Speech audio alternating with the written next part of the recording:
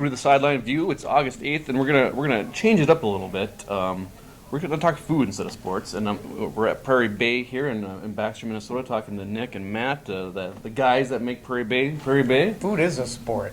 Well, it can be. You'll beat up like it's Full contact on occasion. You guys probably work harder than athletes. So, I don't know about that. Some days. We're wearing pads now in the kitchen.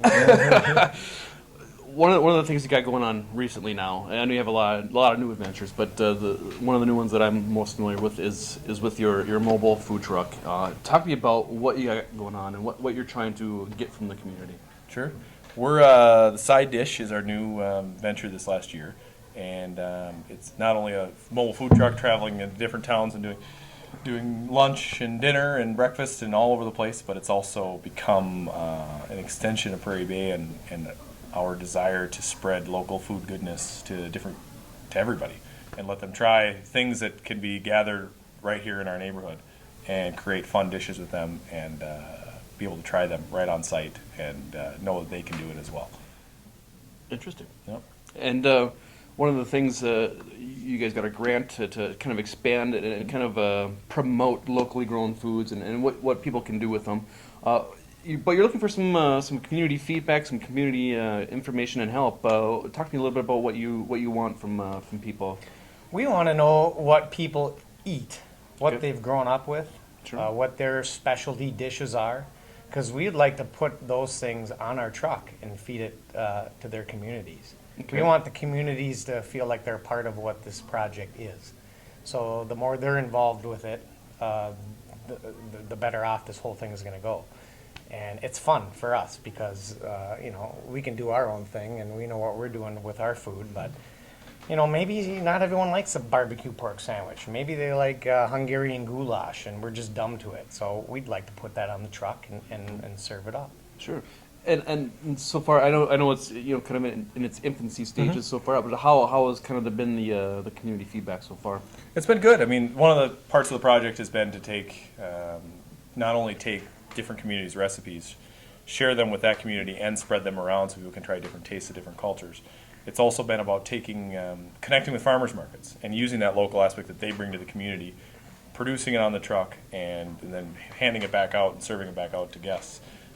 We've been taking interviews at farmers markets and at a lot of truck stops, interviews about food, interviews about local foods and how it's produced and cooked and eaten, and that goes hand in hand with the recipe idea and talking about your traditions and what is that cool food story you have or what's that cool recipe you have that you could share with us that we could pass on to other people that makes where you are special, and how can we share that with this community that we have in the Lakes area.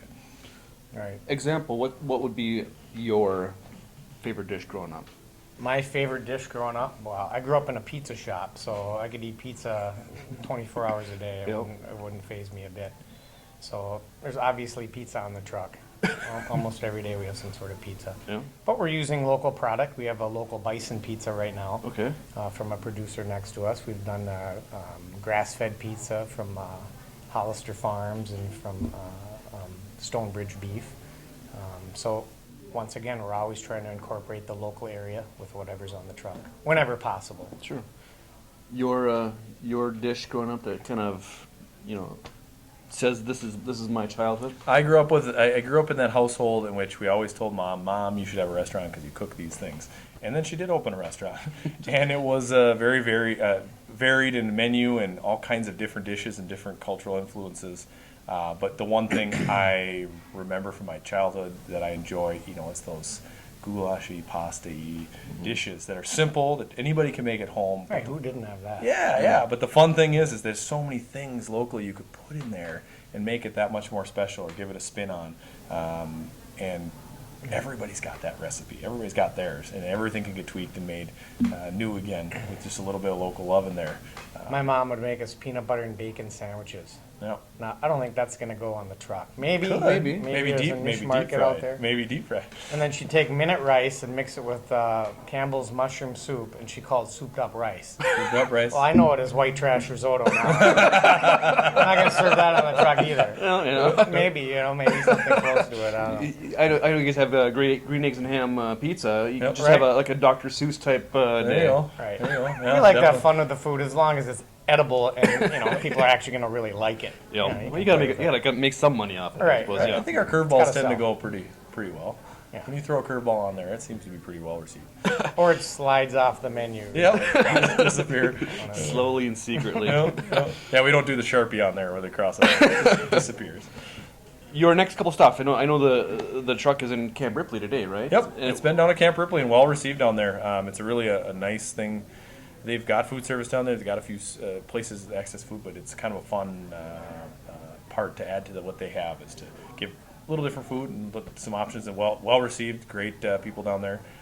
We've got a lineup we're working on now. Long Prairie, Piers, Royalton. We were just up at Cass Lake. Garrison, we were there yesterday. Staples, the Cuyuna area we want to get into. We've been to Aiken. So we've got a lot coming in August and September, a lot more spots. Good. And more, just yesterday we were up at the Happy Days Turtle campus, and we had there for a meeting, and we did some food for them and showed them the side dish as part of the grant work and that community we're becoming a part of. And one of the things we can constantly say, and one of the things that makes what we do at Prairie Bay strong, is that Matt and I have all kinds of ideas. Some are crazy, lots are crazy.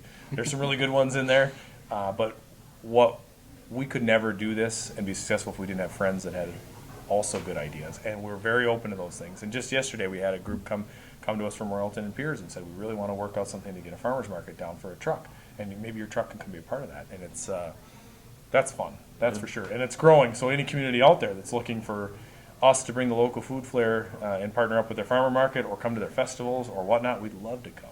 And any other crazy idea you can think of, if it seems like it's going to work, we can make it happen. So the truck could be a drive-through, the truck could be anything. It's been out parked on the snow. It's been, we do anything we can with it. It's been really, really a cool experience. So.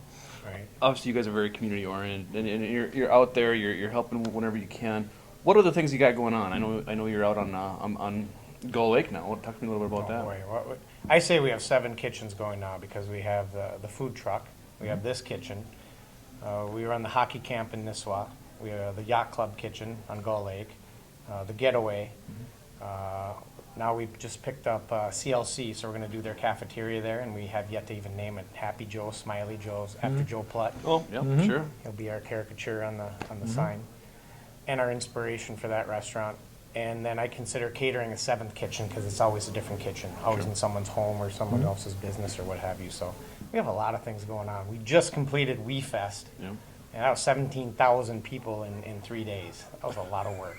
I'd imagine. But Talk about sport. Yeah, Right. there you Felt go. like it. so between that and Lakes Jam, Moondance, which we hope to get into, and who knows what other festivals. Nationals next with, week.